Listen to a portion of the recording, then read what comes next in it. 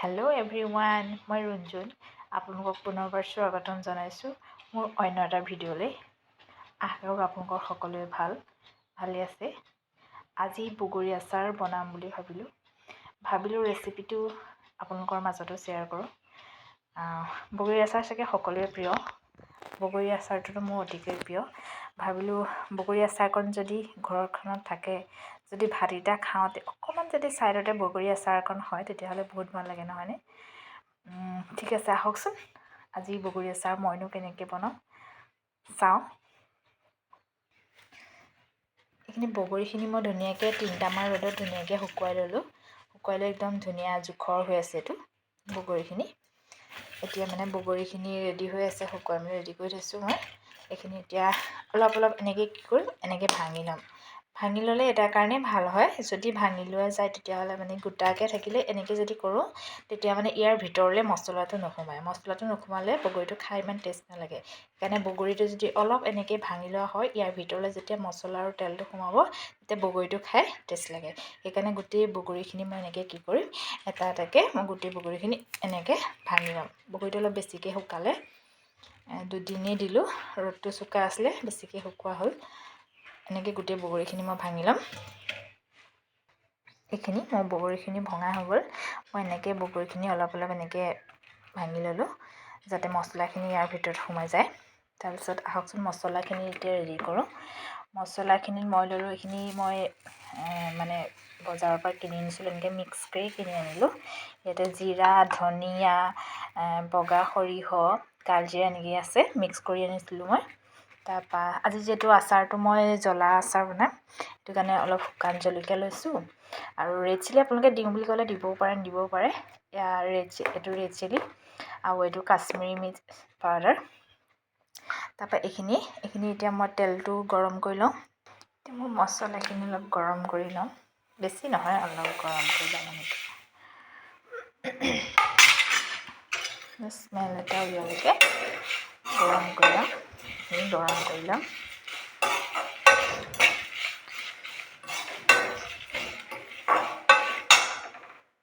এই মছলাখিনি ভজা হৈ আছে, এতিয়া মই ইয়াত কাঢ়ি দিওঁ।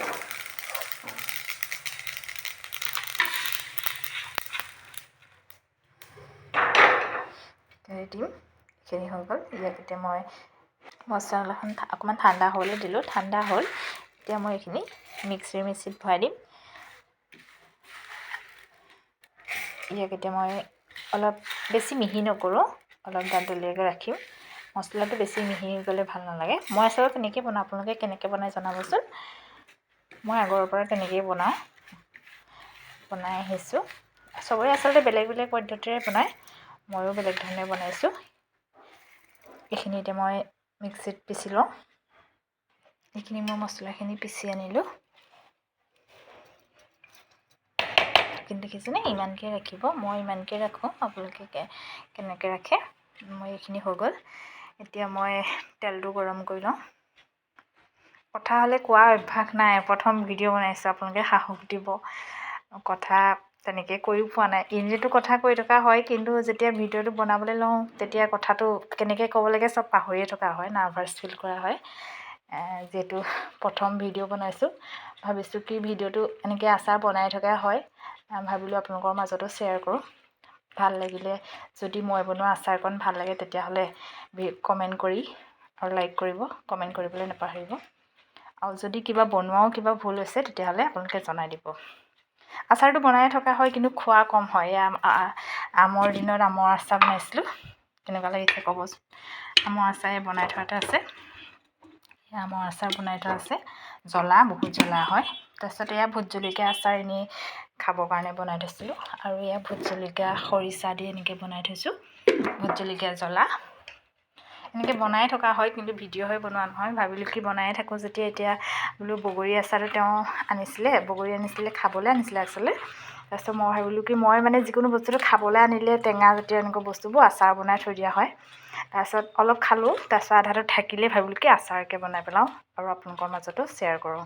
সেইবুলিয়ে বগৰী আচাৰকণ আপোনালোকৰ মাজত শ্বেয়াৰ কৰিব বিচাৰিলোঁ।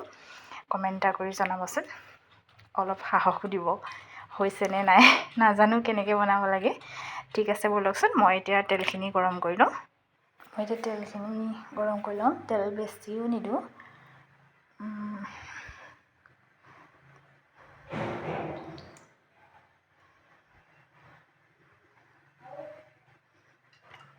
ইমানটো তেলেই দিছোঁ এতিয়া বৰ্তমান। পাছত দৰকাৰ হ'লে আকৌ দিম তেলটো। মই অলপ উতলাই ল'ম। এই তেল গৰম হৈ গ'ল, তেলখিনি উতলিলে মই এতিয়া গেছটো অফ কৰি দিম। এতিয়া আচাৰখিনি মই ৰেডি কৰিছোঁ। তেলখিনি গৰম হৈ গ'ল, ইয়াত মই হালধি অকণ দি থৈছিলোঁ। মই গেছটো যিহেতু কিছুমানে দেখিছোঁ বাৰু ইউটিউবতো ভিডিঅ' চাইছোঁ, পকৰীটো এনেকৈ তেলত ভাজি দিয়ে। মই হ'লে ভাজি নিদিওঁ, আগৰ পৰাই তেনেকৈয়ে বনাই আহিছোঁ। এনেকৈ তেলটো অলপ ঠাণ্ডা হ'বলৈ দিওঁ। তাৰপিছত এনেকৈ বগৰীখিনি দি দিছোঁ।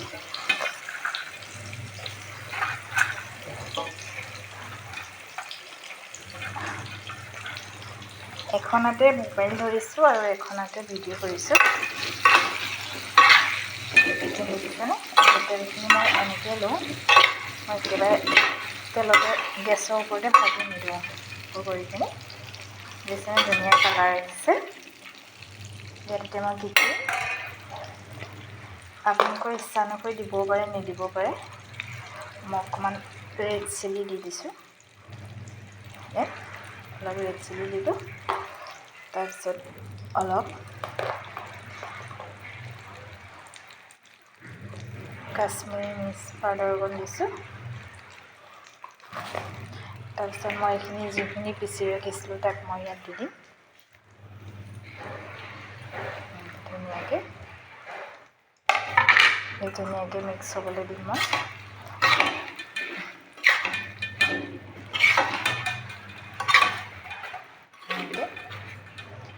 আচলতে কেৰাহীখন ধৰি ল'ব লাগে, মই ধৰিব পৰা নাই, মোবাইলটো ধৰি আছে এখনতে।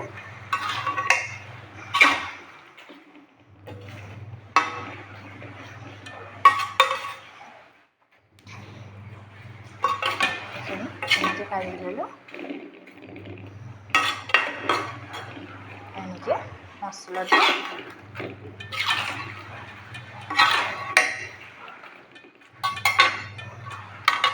ইয়াত মই অকণমান বেয়া নহ'বৰ কাৰণে 3 চামুচমান ভিনেগাৰ দি দিম। 3 চামুচৰ জোখত বাছ ইমানকৈ। ভিনেগাৰটো এইকাৰণে দিয়া হয় যাতে বহুত দিন থাকিলেও যাতে আচাৰটো বেয়া নহয়। যিহেতু আমাৰ ঘৰত আচাৰটো খুব কম খোৱা হয়, বহুত দিন থাকে, সেইকাৰণে মই অলপ ভিনেগাৰ ইউজ কৰোঁ। আপোনালোকে কৰিব পাৰে, নকৰিব পাৰে। এইখিনি এতিয়া মোৰ বগৰী আচাৰখিনি ৰেডি হৈ গৈছে। ইয়াক কি কৰিব লাগিব, এতিয়া মই এনেকুৱা গ্লাছৰ বটল এটাত ৰাখিম। ৰাখি অলপ দিন ৰ'দত দিম। যিহেতু এতিয়াই খাব পৰা আচাৰটো খোৱা নাই, অলপ দিন ৰ'দত দিব লাগিব। ইয়াক কণ্টিনিউ 1 সপ্তাহমান ৰ'দত দিয়াৰ পাছত আপুনি ষ্টক কৰি ৰাখিব পাৰে। এইখিনি এতিয়া হৈ গৈছে। আৰু মই বনোৱা বগৰী আচাৰ ৰেচিপিটো কেনেকুৱা পালে জনাবলৈ নাপাহৰিব। কমেণ্ট এটা কৰি জনাবচোন কেনেকুৱা হৈছে মই বনোৱা ৰেচিপিটো। তেতিয়াহ'লে আজিলৈ মই ভিডিঅ'টো সামৰণি মাৰিছোঁ। ধন্যবাদ।